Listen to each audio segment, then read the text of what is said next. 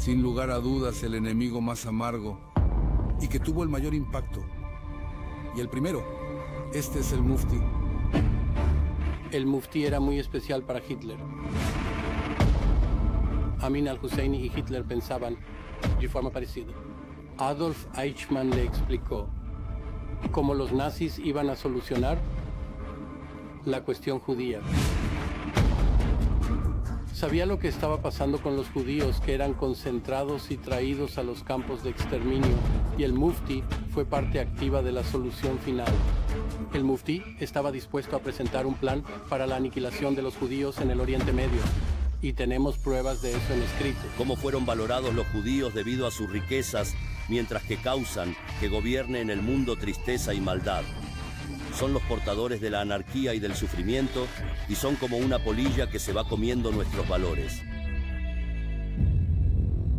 La Operación Atlas es una operación especial de comando de las Waffen-SS que incluía el descenso en las periferias de Jericó de 5 paracaidistas. El Mufti fue en realidad el lanzador de la operación. Alemania estuvo de acuerdo en darnos armas en vistas de la operación próxima y levantaron un gran depósito para este objetivo. Todos los entrenamientos con las armas se hicieron en mi presencia. Además, los alemanes nos otorgaron el uso de grandes aviones para trasladar el material bélicos hacia Palestina y su guardado en depósitos secretos para poder dar armas a los combatientes palestinos en vistas del gran combate. Y también en su diario que la gran acción está en camino para realizarse, es decir, la gran acción. ¿Qué trajeron estos paracaidistas? En muchos documentos hay una descripción de 10 cajas de veneno que los paracaidistas llevaban en sus cuerpos. Es un veneno soluble en agua. Según los testimonios de esa época, el objetivo era contaminar los manantiales de Rosh Ha'ain. La defensa de Palestina y la yihad que impulsamos es una obligación para todos los musulmanes azotar Tel Aviv y retornar los mapas a su pasado.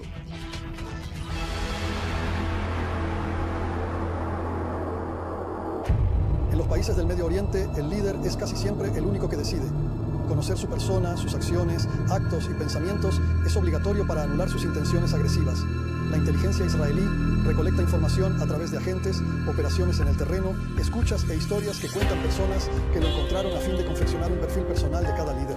El objetivo es preparar los medios para utilizar para enfrentar a ese enemigo.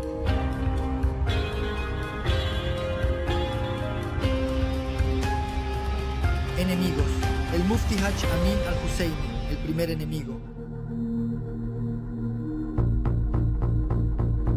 El nombre Mufti fue llevado por los judíos, como el más grande de los opresores como Amán.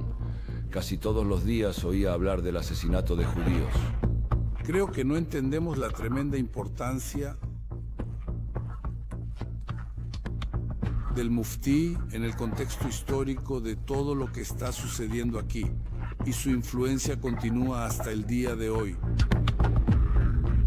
De hecho, fue él quien dirigió toda la política palestina y toda la gestión del conflicto en ese momento.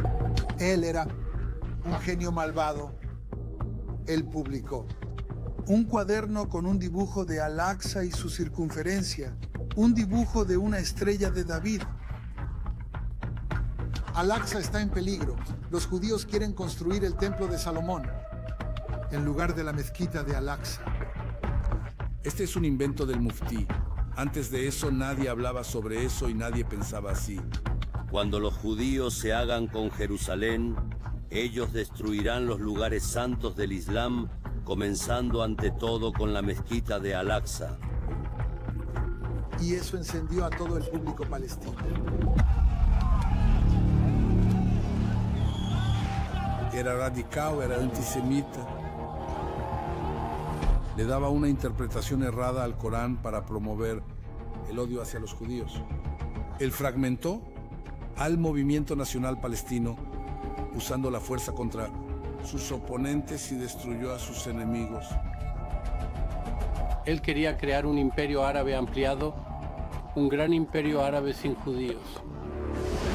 No permitió la formación de instituciones democráticas palestinas. Convirtió al movimiento nacional palestino en algo muy fragmentado. Eso los llevó en 1948 a una catástrofe que es llamada como la Nakba.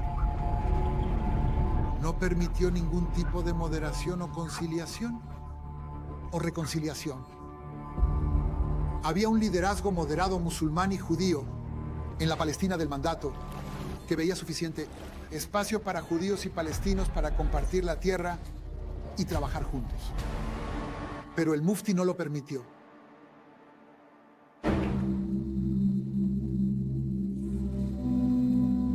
Amin al-Husseini nació en 1895 en el Imperio Otomano, en una familia de la nobleza, la familia al-Husseini. La madre de Amin al-Husseini fue una figura muy dominante en su vida. Influyó mucho en su educación moral y espiritual. Su madre lo lleva en peregrinación a la Meca y él adquiere el título de Hajj. Su padre, Taher al-Husseini, es de hecho el muftí, con amplios conocimientos en el campo de la ley islámica. Haj Amin acompaña a su padre a todas las discusiones que se llevan a cabo, como un oyente libre, y allí se entera de las discusiones sobre el tema de la religión, la política y la ley. Y como adolescente esto también le afectará más tarde. Sus padres comprendieron la importancia de la educación moderna y occidental, por lo que lo envían al colegio Alliance. Repito, hablamos de la escuela Alliance, un instituto que también enseñaba valores sionistas y que es una escuela que la administran judíos. Y cuando Amin al-Husseini termina sus estudios secundarios, él se va hacia el sur. Fue enviado por su hermano Kamel a estudiar en la Escuela para la Difusión de la Doctrina en Egipto. Allí estudia filosofía, teología y lengua y literatura árabe. Cuando hacemos la pregunta, cuando se habla o considera sobre su antisemitismo, creo que en él es muy frontal, en lo que a él respecta. Sobre el mufti, en la Universidad de Al-Azhar sabemos que el mufti conformó un grupo secreto con personas que pensaban igual. No les gustaban los judíos, no querían permitirles que llegaran a Palestina. Él aprende a combinar la religión con la política, a tomar del mundo occidental las cosas que son importantes para fortalecer el Islam, para liberarlo del imperialismo occidental. En la Primera Guerra Mundial tomó parte de la guerra e incluso sirvió como oficial de artillería, ni más ni menos, en el Imperio Otomano, aunque en realidad no luchó. Tampoco se llevaba muy bien con sus comandantes, y creo que eso también es una señal de lo que está por venir. No supo aceptar la autoridad y siempre quiso liderar y ser el que marcara la agenda. En realidad, Amin utiliza dos herramientas muy centrales: educación y comunicación. Entiende que con estas dos herramientas puede difundir el nacionalismo árabe, la doctrina panislámica, y escribe una serie de artículos antisionistas en el periódico sirio Al-Hanubia. A los habitantes de Palestina en particular y al resto de los árabes y musulmanes en general, deben entender que el problema de Palestina tiene una raíz que es religiosa, antes de ser esta un problema político u otro tipo de disputa. Y esto se refleja más tarde, en abril de 1920, cuando estallan los disturbios en las celebraciones de Nabi Musa. En 1920, Haj Amin al-Husseini lidera una manifestación para provocar que los árabes palestinos se unan al reino de Faisal, que había sido puesto rey en Siria. La marcha se transforma en un acto violento contra los judíos. Él se presenta a la generación más joven. Sus capacidades retóricas, sus dotes como instigador, provocar de tal evento que cientos de personas fanatizados y provocar que ellos adopten patrones de conducta violentos. Necesitas una personalidad muy especial. Casi cualquier cosa significativa que sucedió a partir de 1920. La huella del muftí está grabada sobre él. Gran parte de su visión sobre el Islam fue heredada a los musulmanes radicales de la actualidad. Comprendió el potencial de Jerusalén como un lugar simbólico, como un lugar que evoca emociones. En el año 1921, el máximo gobernador británico nombra a Haj Amin al-Husseini para el cargo de Mufti de Jerusalén. Hubo dos familias, hay que recordarlo, las que gobernaron el camino de la ascensión del Muftí en esta zona. Una era la familia Nashashibi y otra la familia Husseini. La familia Nashashibi era una familia pragmática. Por supuesto, no estaban felices de que judíos compraban tierras y un poco de eso, pero su visión del mundo no era una visión extremista, islamista, que elimina cualquier posibilidad de coexistencia. Eran de alguna forma moderados hasta cierto punto. El hecho de que la familia Husseini los derrotara, esto tiene una importancia histórica extraordinaria en la configuración de todo el Medio Oriente hasta el día de hoy. Los británicos quisieron jugar al juego de divide y gobierna. Ellos entonces nombran a los Hussein para el cargo del Muftí y a la familia Nashashibi, que eran los enemigos de los Hussein, los nombran alcaldes municipales de Jerusalén. Los británicos piensan que si dejan que Haj Amin al-Husseini obtenga puestos muy altos en la administración británica, hay una buena posibilidad de que traiga calma y permita la estabilidad para el dominio británico en los territorios de Israel.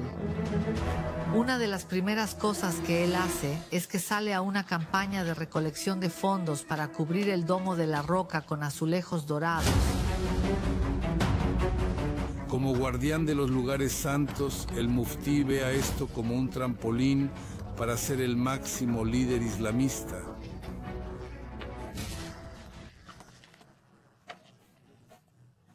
Y del mundo árabe, pero en una escala mundial. La determinación de los judíos para que Jerusalén toda esté bajo su dominio, para transformarla en su capital, para construir en ella su templo sagrado sobre las ruinas de la bendita mezquita de Al-Aqsa, es algo que no necesitan negarlo ni faltan prueba. En 1928, en agosto, las festividades realmente terminan. Para la renovación de las mezquitas, y en septiembre, inmediatamente un mes después, los judíos comienzan a introducir en la zona del Muro de los Lamentos elementos de culto, ponen un tabique y sillas, y esto lo enoja mucho. Y entonces lanza una campaña de propaganda muy dura, y también envía una demanda a los británicos. Les deja claro que el Muro de los Lamentos es parte de Al-Haram el-Sharif, es parte de la mezquita de Al-Aqsa, no pertenece a los judíos y no tienen derecho a rezar allí. Los británicos mueven el tabique separador, quitan la partición. Una semana más tarde hay un sermón en la mezquita de Al-Aqsa muy ardiente, muy inflamado, y los fieles se trasladan a la zona del Muro de los Lamentos y de hecho comienzan a dañar los libros sagrados Atacaban judíos. A los fieles todo el tiempo. De vez en cuando arrojaban piedras desde arriba. De vez en cuando incluso lanzaban excrementos y cosas así. Yo nací hace 93 años y había un mundo completamente diferente. Escuchaba constantemente que asesinaban a judíos por la noche. De vez en cuando mi madre estallaba en gritos. En 1929 los árabes vinieron desde la puerta de Yafo para cometer una masacre. Su propaganda de incitación durante toda una década en realidad condujo a este brote. Mi madre, en su sueño, veía piedras que venían hacia nosotros y los gritos de los árabes, masacrar a los judíos, y hachas en sus manos. Lo rememoraba en sueños y por eso estallaba en gritos. Hasta el día en que murió, lo que ahora se llama trastorno de estrés postraumático. Por casualidad sobrevivimos. Se agarró algo. Comprendió que tan pronto como hubiera disturbios, discusiones y manifestaciones en la zona del Muro de los Lamentos, era Al-Aqsa. No es el Muro de los Lamentos. Era Al-Aqsa. De hecho, escribió Fatuot, sentencias religiosas que escudan en textos escritos el hecho de que Jerusalén es el corazón de la Palestina histórica. Notamos mucho odio, muy claro, hacia los judíos, estén donde estén. Ellos son los destructores de la moral en la tierra y son quienes pervierten las religiones y traen el mal. Son los que roban las propiedades y quienes cobran intereses y son los que malvierten lo que dicen los profetas. Los judíos son los que provocan la anarquía y el sufrimiento y son los piojos que roen los valores morales. La comunidad judía identifica la centralidad del muftí como el principal generador de las declaraciones agresivas que caen aquí día y noche, entendiendo las extraordinarias habilidades de este hombre. Había un entendimiento de que la inteligencia era necesaria, porque no había inteligencia en ese momento. El muftí se vuelve inmediatamente un objetivo de la inteligencia serio, inmediatamente después de las instrucciones de 1929. Aaron Jaim Cohen, un judío persa de Jerusalén, que creció en la Haganá, avisa sobre este peligro. Físicamente se sentaba dentro de la mezquita con palos. En Morse le contaba a Itzhak Ben Tzvi y a los comandantes de la Haganá que estaban sentados en el punto de observación sobre todo lo que sucedía allí. Yo lo llamo el primer oficial encubierto. Debido a las matanzas de 1929, nosotros reclutamos a nuestros primeros 3 agentes.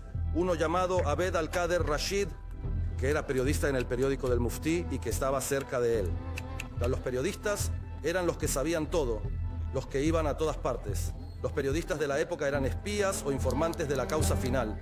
La siguiente etapa, gracias a nuevos medios de inteligencia, se expresa en las escuchas telefónicas. El tema de la comunicación era nuevo en el país. Comenzó unos 10 años antes con la conquista británica de la tierra de Israel. Los británicos comenzaron a establecer sistemas de comunicación, teléfonos, pero esta capacidad de penetrar en el interior y recibir todos los teléfonos que pasaban daba una imagen completa de los acontecimientos y de lo que sucedía. A través de esto fue posible entender y conocer todas sus conferencias, reuniones y en algún momento también llegaron a la casa del muftí.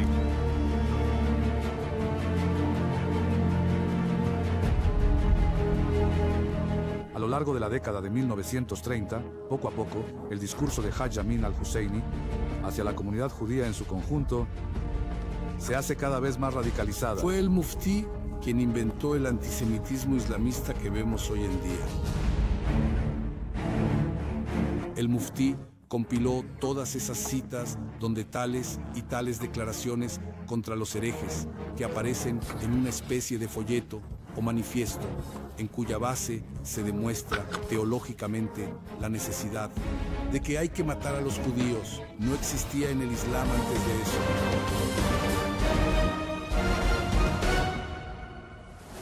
Las conexiones del muftí de Jerusalén con la Alemania nazi comienzan desde el principio. El 31 de marzo de 1933, inmediatamente con el arribo del cónsul nazi a Jerusalén. El muftí es el primero en visitar al cónsul con una solicitud de aniquilar a los judíos dentro de la Alemania nazi. Su conexión con los alemanes no es sorprendente porque, por un lado, Alemania no tenía una presencia imperialista y colonial en Oriente Medio. La segunda cosa que lo conecta con ellos es el odio compartido contra los judíos y británicos. Era un pro-nazi. Él creía en el uso de la fuerza. El nazismo y el fascismo lo seducían. Si ayudan a los árabes a combatir los delirios de los sionistas, los judíos van a quedar tan sometidos, en su desdicha sus sueños se desvanecerán y en sus finales vivirán la perdición. Y entiende que si Alemania conquista el Medio Oriente y derrotara al Reino Unido, de hecho se anularía la Declaración Balfour, la intención de establecer un hogar nacional judío, y los nazis establecerían un Estado árabe y lo pondrían a la cabeza. Y eso es parte de su megalomanía, de esta percepción de sí mismo como el rey de los árabes. Y él no poseía ninguna ideología fuera de malversar los textos islámicos para promoverse a sí mismo como muftí. En 1936 estalla una gran revuelta, la Gran Revuelta Árabe, contra los británicos y contra los judíos. Este es el momento en que el muftí se convierte en el líder más fuerte del público palestino. Durante 3 años el muftí ha estado liderando esta rebelión. Sabíamos que el muftí era el líder de los árabes. Que por su culpa asesinan a tantos judíos. Los judíos fueron disparados y asesinados en coches, asesinados con cuchillos, y siempre decían que este era el muftí. No había muchos aparatos de teléfono en ese entonces en Jerusalén. Había una línea del muftí y había otra del intendente de Jerusalén, Raeb al-Nashashibi. En el material que tenemos hemos visto sus declaraciones. Una de ellas, que en mi opinión es la más destacada y significativa, es que estuvo personalmente involucrado en la distribución de armas a las comunidades árabes. Pepino, era una pistola, etcétera, todo tipo de nombres en código por el estilo. En el proceso también indican dónde se escondieron esas armas. Lo importante es que hemos logrado aprender mucho de él o de sus movimientos en base a escuchar a otros.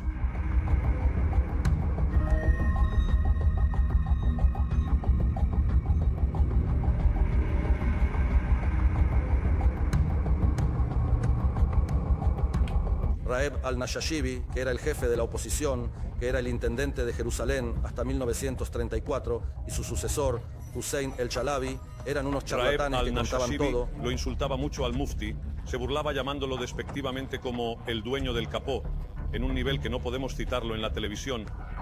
Y cualquier disputa que existiera entre ellos contra el mufti, o una alianza que hicieran entre ellos, o pactos que hicieran entre ellos, todo se captaba en las llamadas. Los británicos le envían un mensaje muy inequívoco. Tenga cuidado, entendemos lo que está haciendo. Distribuye usted las armas y la ayuda financiera a los rebeldes. Entonces se esconde en Al-Aqsa, en la mezquita de Al-Aqsa. Y cuando él entiende que los británicos entrarán en la mezquita de Al-Aqsa y allí habrá derramamiento de sangre. Decide Huir. Él se desliza por una soga, se disfraza de mujer y de una forma u otra llega a Yafo, luego a Haifa y al final huye al Líbano. En el Líbano, de hecho, establece 2 aparatos militares pensados para comandar la revuelta. Desde el momento en que el muftí huyó de Jerusalén, toda la infraestructura de inteligencia de la agencia judía sobre el muftí se vino abajo y hubo que desarrollar un sistema de inteligencia completamente nuevo. Al principio, Sassoon, al igual que las agencias de inteligencia que existen hoy en día, el Mossad israelí y otros lugares, viaja al Líbano y se instala cerca de la casa donde se encuentra el muftí. Al mismo tiempo, como hace hoy el Mossad, se está empezando a establecer toda una red en Damasco. Montaron todo un sistema de agentes que conocían todas las rutas de tráfico de armas con el objetivo de dar esa información a los británicos para que detuvieran a esos traficantes o terroristas que intentaban cruzar la frontera en lo que se llama en tiempo real. Nadie puede obviar que Aaron Jaim Cohen y Eliyahu Sasson inventaron la inteligencia israelí. En 1939 se muda a Irak y allí se pone en contacto con oficiales iraquíes y los incita a rebelarse contra los británicos. Emite una sentencia llamado a la yihad contra los británicos. Irak del 39 está inundada de propaganda nazi, pero de esa propaganda nazi llena de vitaminas. Y el muftí se une a la propaganda, al llamamiento panárabe, que dice que un buen panárabe debe identificarse con la idea nazi y con la incitación antisemita.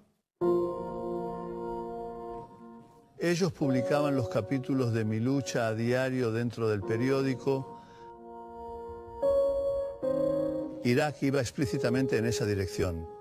Absolutamente nazi, odio a los judíos. El ambiente era muy duro en aquellos días porque aproximadamente un mes antes del Farhud marcaron las casas de los judíos en color. Había mucho miedo, había un susurro. Recuerdo que mi padre se movía junto a mi madre todo el tiempo. Tenía una tienda de telas, toda la mercancía que traían a casa y la ponían en el salón. Estaba completamente lleno de telas. Al final no sabíamos que esto era lo que nos iban a robar, porque las tiendas estaban intactas en ese momento.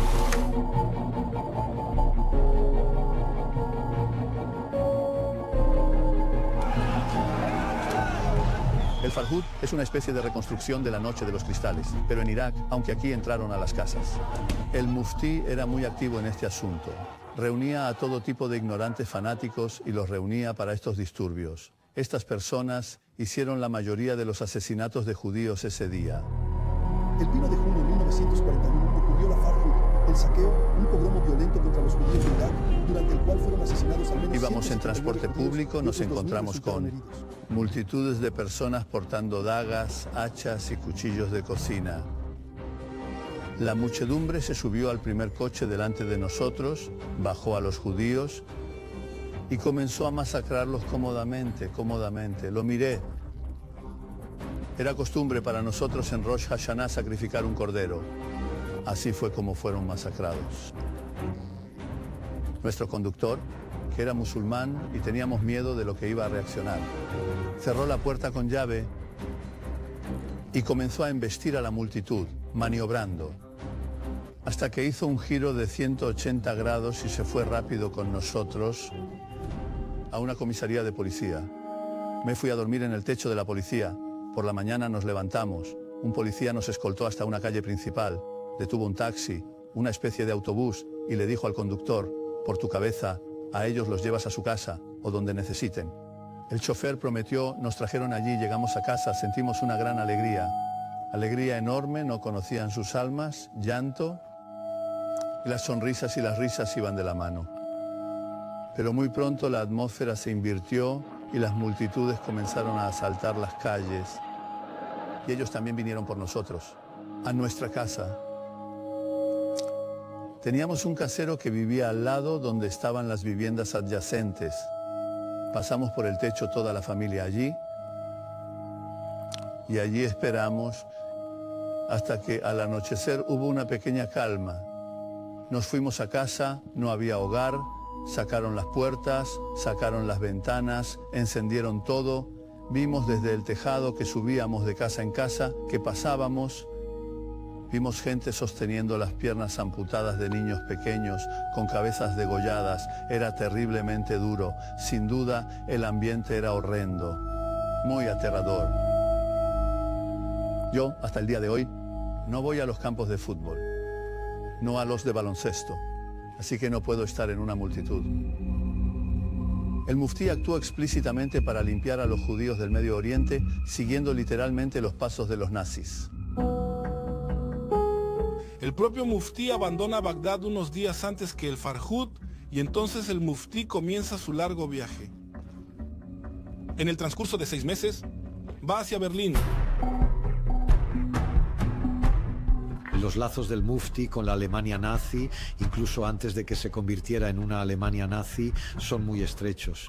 Debió haber percibido en sus agudos sentidos políticos que había un futuro brillante para sus aspiraciones nacionales, sus sueños, sus fantasías, para limpiar la tierra de Israel de los habitantes judíos. En noviembre de 1941 llega a Berlín y la misma publicación entre sus contactos en Berlín hace un gran ruido en todo el Oriente Medio. En primer lugar, se recibe en la Alemania nazi con honores como se les da a los reyes. La cúpula nazi comienza una peregrinación hacia él y él recibe rápidamente, en 3 semanas, incluso un poco menos, de su llegada a Alemania, recibe una cita con Adolf Hitler. Por primera vez, ellos se reúnen cara a cara. Hablaron durante 1 hora o hora y media. Hitler inició el diálogo y dijo: me siento feliz que estás sano y salvo y que te encuentras en uno de los países del eje. Se trata de un fenómeno sin precedentes. Solo a modo de comparación, su gran amigo, así es como testifica sobre sí mismo en un diario, Eichmann. A lo largo de su vida, no recibió una reunión de trabajo con Führer. Los nazis estaban muy interesados en el flujo de información sobre lo que sucedía en el norte de África, en Túnez, en Marruecos, y Hitler confiaba en el muftí. Le dijo que deseaba lograr la victoria contra los rusos y luego regresar para entrar en el Medio Oriente, y usted, el muftí, es quien yo puedo confiar para cuando nuestros soldados lleguen al Medio Oriente. Primavera de 1941, sus fuerzas se encuentran a las puertas de Moscú casi. Estados Unidos aún no ha entrado en la guerra. Entrará unos días después de la reunión de Hitler y el muftí. Ninguna potencia mundial lo amenaza. Siente que el mundo entero está a sus pies. Aspira a conectarse a través del Cáucaso con Oriente Medio o a través del norte de África con Oriente Medio para controlar el petróleo, para controlar el canal de Suez. El muftí llega en el momento geopolítico adecuado para él. Aquí llegó el Saladino del siglo XX. Aquel líder musulmán. Ellos creen que cabalgaran juntos en sus caballos hasta el atardecer y conquistaran el mundo juntos. La relación entre el muftí y Himmler y entre el muftí y Hitler son muy interesantes. Los nazis ven en el Islam una religión machista, heroica, que es muy atractiva para el combatiente. Himmler llamó a la religión cristiana una religión sarcástica y femenina. Himmler amaba el Islam porque era también una religión de lucha y conquista. Había una doctrina llamada yihad. Lento pero de forma segura, en sus conversaciones se pusieron de acuerdo que Europa debería ser, a final de cuentas, musulmana. E incluso hay una cita atribuida a Hitler que dice que si ganaba la guerra, en realidad estaba convirtiendo la religión de las SS del cristianismo al Islam. porque el Islam es una religión que en realidad entrena a los combatientes para ir al campo de batalla sin miedo en absoluto. Yo valoró que Hitler, en todo el sentido, la admiración por la lucha de los árabes en Palestina, esta enorme y masiva guerra popular en contra del Imperio Británico y el judaísmo mundial. Luego Hitler cayó y me dejó hablar a mí. El muftí se comporta de una manera inusual en la reunión. Le dice a Hitler: escuche, señor, no sé qué hay de ti. Entre nosotros es común llevar café a todas partes. Hay un silencio en la habitación. Hitler tenía todo tipo de locuras alimenticias y, entre otras cosas, estaba en contra de la cafeína. Todos en la sala saben que el Führer detesta el café. Llega este extraño de Oriente Medio y le dice al Führer que es común llevarle café a quien te recibe. Y el Führer se enfada con él. Pero la política es más fuerte que cualquier cosa. Él no lo echa de la habitación. Continúan el diálogo. Y al parecer, un ayudante con las manos extremadamente temblorosas le sirve una taza de café al muftí. Él y Hitler hablan de igual a igual. Pero al mismo tiempo, es imposible ignorar el hecho de que en la jerarquía racista y que determinó gran parte de la agenda de la Alemania nazi, la ideología de la raza, no creo que en el fondo de su corazón Hitler respetara ni a Haj Amin al-Husseini ni a los musulmanes. Hitler también odiaba a los semitas en general. Y en algún momento, cuando se asoció con Haj Amin al-Husseini, se vio obligado a moderar sus declaraciones contra los semitas. El muftí, por cierto, termina siendo evaluado racialmente a sus espaldas. Y lo convierten en un ario honorario. El médico nazi dijo, después de estudiarlo durante unas horas, creo que es ario. Debió de tener mucha sangre romana en sus venas. Le limpiaron su esencia semita, lo hicieron ario honorario.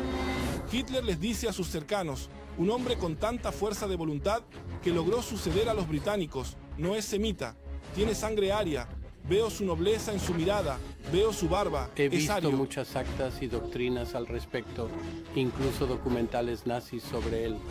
Y le pregunté a su secretario cómo era, cómo pensaba, y me dio una respuesta corta. Pensó que era uno de ellos.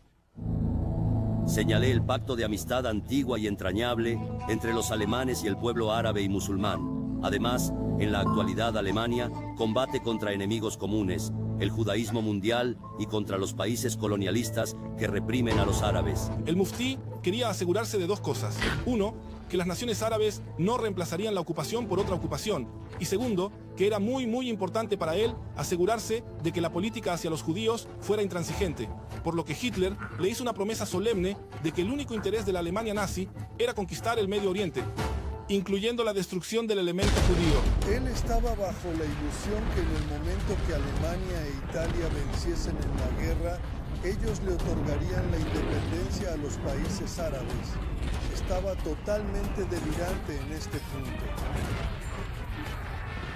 Hay que recordar que de este encuentro no salió nada concreto y el muftí produjo de ella un óptimo beneficio porque pudo presentar ante sus allegados y frente a sus simpatizantes, a sus seguidores, el hecho de que fue elegido como el hombre más poderoso del mundo es que Hitler en el 41 es sin duda el líder más verdadero y poderoso del mundo. Hitler no conocía la situación en el Medio Oriente. Por lo tanto, se le consideraba genial contar con gente de esa zona, en especial cuando se le presentaba a alguien con capacidad de liderazgo, y lo vio por sí mismo, y él veía esto en el muftí. Quería calmar al muftí. El gobierno de la Alemania nazi lo mantiene, le paga un salario mensual astronómico. Tiene un vehículo blindado con motociclistas circulando frente a él. Ya sabían cómo adularlo, cómo comprarlo con todo tipo de pequeñas manieras. Supuestamente el gobernante de un país, secretarias, un equipo de asistentes, una oficina de lujo. Obtiene todo lo bueno de lo que un líder solo puede apetecerle y se siente en las nubes. El muftí recibe un acuerdo escrito para ganar un salario mensual y esas cosas, etc. Y sabemos de dónde proviene ese dinero. De una cuenta de un fondo específico de la Cancillería alemana, dinero robado de los judíos. Cuando los judíos no volvían a casa, por supuesto, dejaban detrás valores y propiedades, cuentas de banco y de esas cuentas. El muftí recibió enormes cantidades. Era nuevo en Berlín y tenía que ver quién tenía poder y a quién podía llamar o contactarse, y lo hizo muy bien, muy rápidamente. Empecemos por el ministro de Exteriores, von Ribbentrop. Von Ribbentrop estaba totalmente a favor del Mufti y él le aseguró: Palestina será un estado árabe limpio y no destinado a los judíos. Pronto el Mufti entendió que Heinrich Himmler, como jefe de las SS, era un hombre poderoso. Pudo conocer a decenas de jerarcas nazis que concentraban el tema judío y gracias a su relación con Himmler pudo conocer los secretos más importantes desarrollados en Alemania. Los líderes de la Alemania nazi no se molestaron en disimular sus intenciones asesinas. Hablaron de ello en forma abierta. Y el Mufti estaba al tanto de los planes, creo, hasta el último detalle. Tenemos una visita documentada del Mufti. En Sachsenhausen lo visita acompañado por el personal superior cercano a Himmler. Los documentos dicen que la visita causó una impresión muy positiva en el Mufti. Una de las cuestiones es la de su visita a las cámaras de gas de Auschwitz, o más precisamente de Birkenau, si llegó allí o no con Eichmann. Muchos no saben que el Auschwitz, aparte de ser un gran campo de concentración y exterminio, era también una especie de escenario teatral.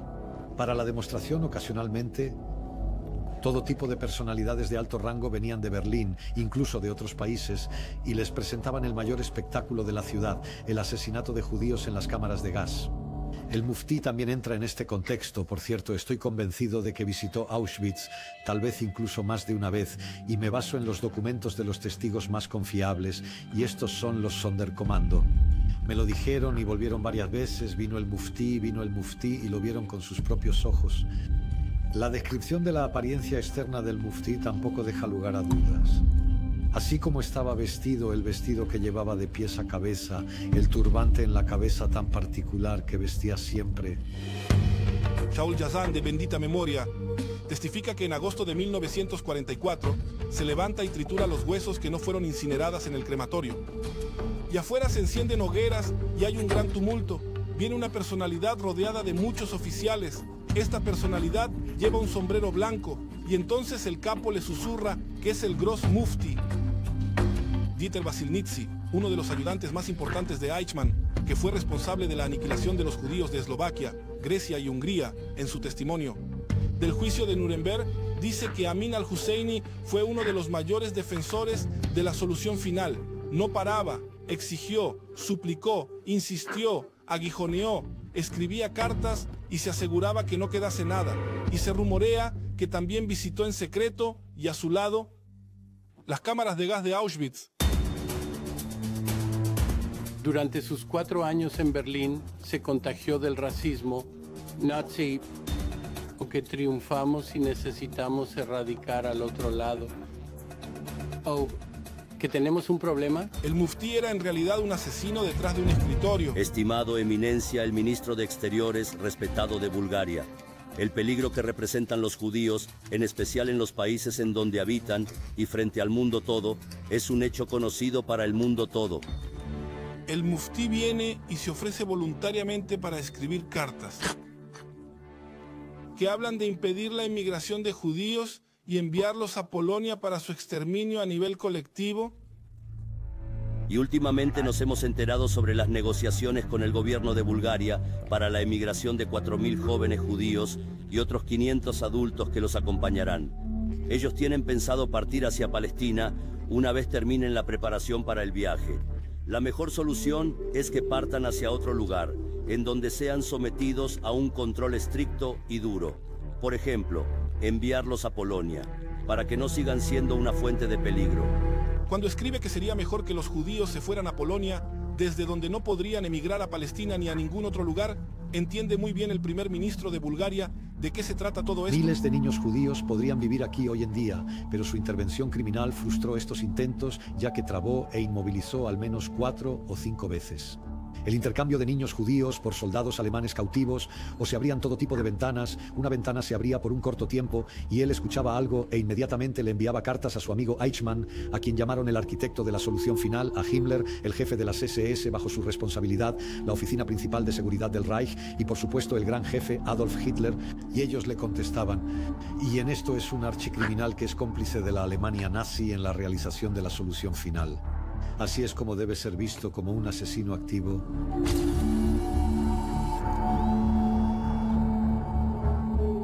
El muftí intenta, en primer lugar, impedir el flujo de la inmigración. Había un plan en la agenda para intercambiar a 1000 niños judíos por ciudadanos alemanes varados en América del Sur, Argentina y Brasil. El muftí recibe información sobre esto de Eichmann y él escribe en 1944 protestando contra la emigración de esos 1000 niños judíos cuyo destino está claro sobre cuál sería el destino. Este asunto de los niños, cuya salida a América del Sur está impedida, prueba a unos 1000 testigos que el muftí cometió un genocidio y que el muftí no se ocupó de impedir la inmigración como parte de una lucha nacional, porque de lo contrario, ¿qué le importa al muftí si 1000 niños judíos van a América del Sur? Describirlo solo como alguien que tiene aspiraciones políticas aquí en la tierra del mandato de Israel empequeñece su extrema actividad antijudía que nunca pudo ser satisfecha, siempre pensó en cómo dañar aún más al pueblo judío. El 20 de septiembre de 1944, el muftí dice en árabe: «Oh árabes perezosos, ¿no pueden vencer a los 11 millones de judíos?» Había una convención. Hacia 1939 había 17 millones de judíos en el mundo.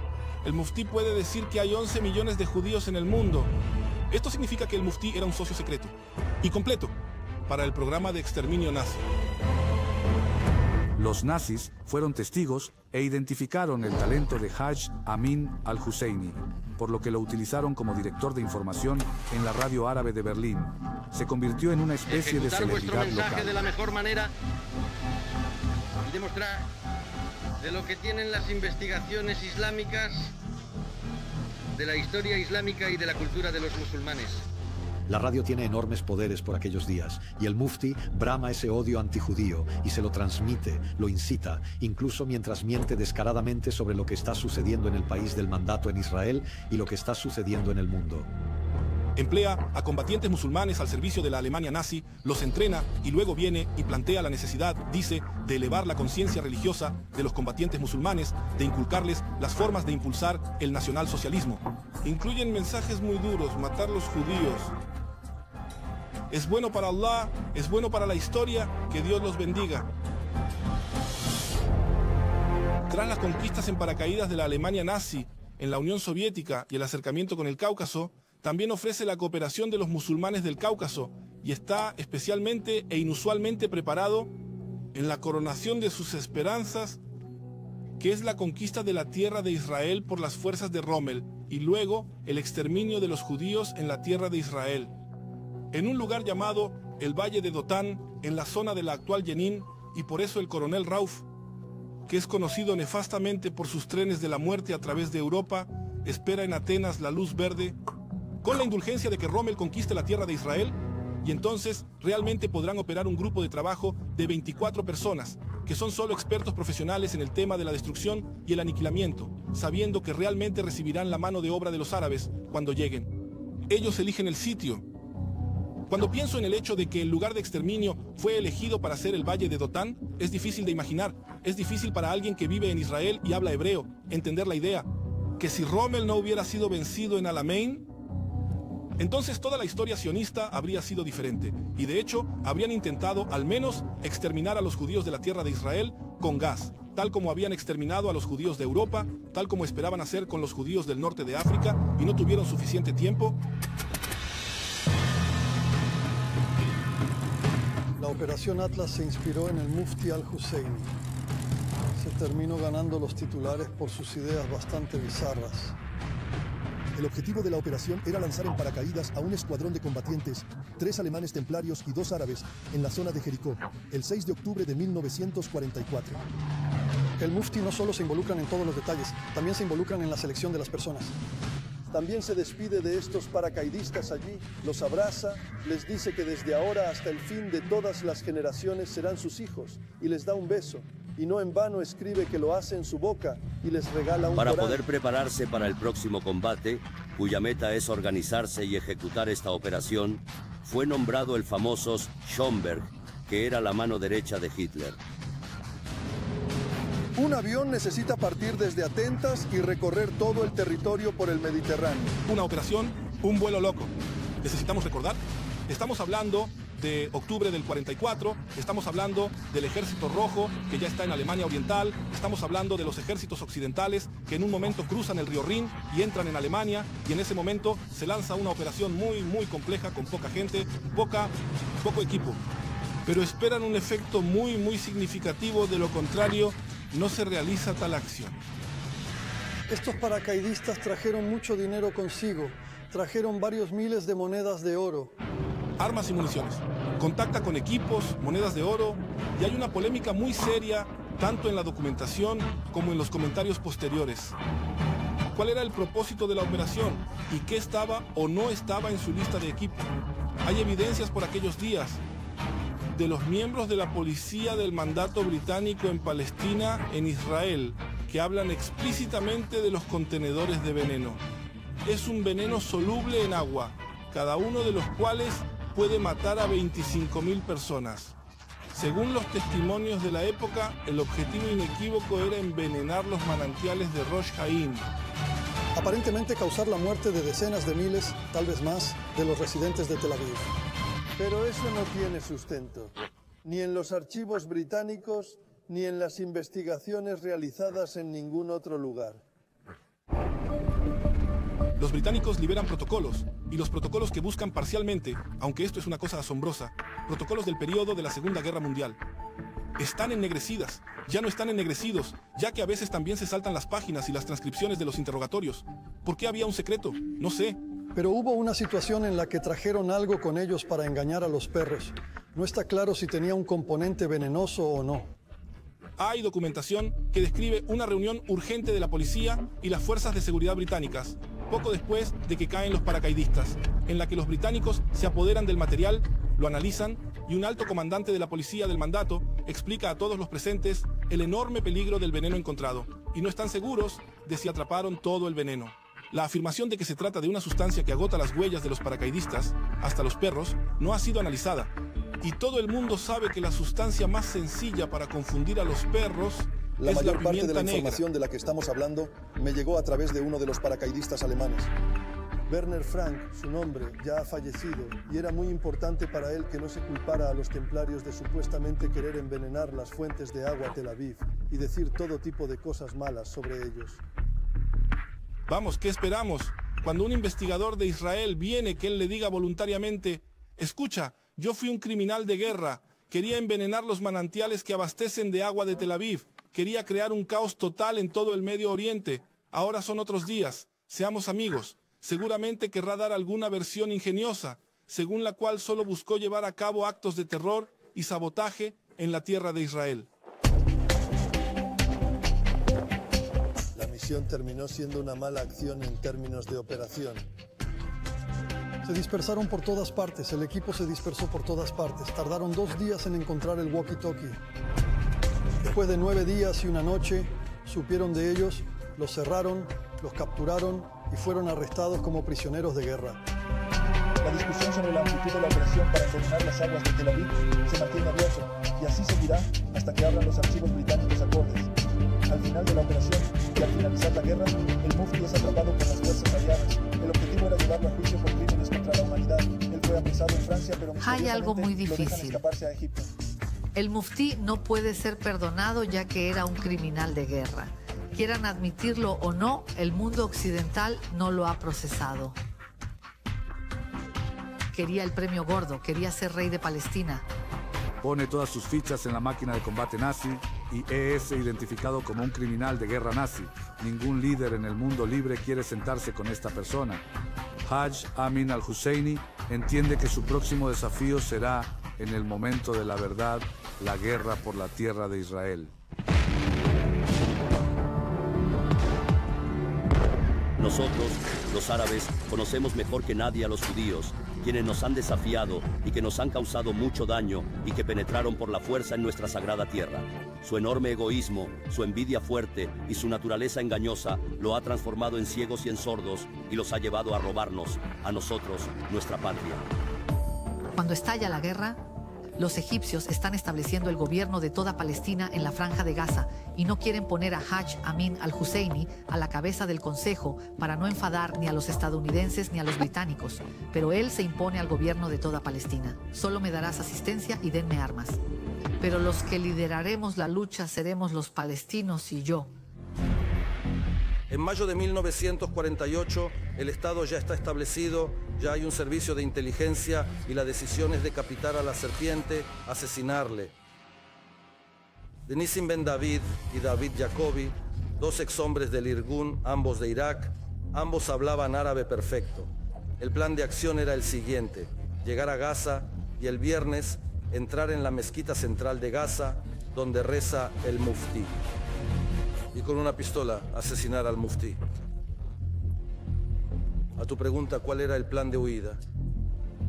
La respuesta fue de una sola palabra: arréglensela. Es una acción, lo que podría llamarse una misión suicida, porque es casi imposible salir de ahí. Completan los preparativos con el equipo, con los disfraces, y lo único que esperan es esperar la orden de salir. Pero entonces sucede algo inesperado.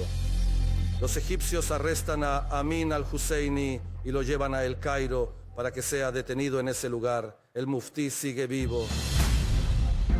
Después de la Guerra de la Independencia, se trasladó al Líbano, despreciado y rechazado por su propio pueblo. Piense en lo que habría sucedido si la operación hubiera tenido éxito. Hoy habría una fiesta de las brigadas de Amin al-Husseini y actos de venganza y los festejos de aniversarios, etc. En el panteón del heroísmo nacional o de la memoria nacional colectiva palestina no lo recuerdan en absoluto. Casi no hay calles con su nombre, ni campamentos con su nombre. El muftí se ha desvanecido de la memoria. En este periodo de la década de 1950, la década de 1960, hay reuniones que todavía lo toman en cuenta. Pero desde el momento que la OLP es establecida por Gamal Abdel Nasser en 1964, comienza su caída.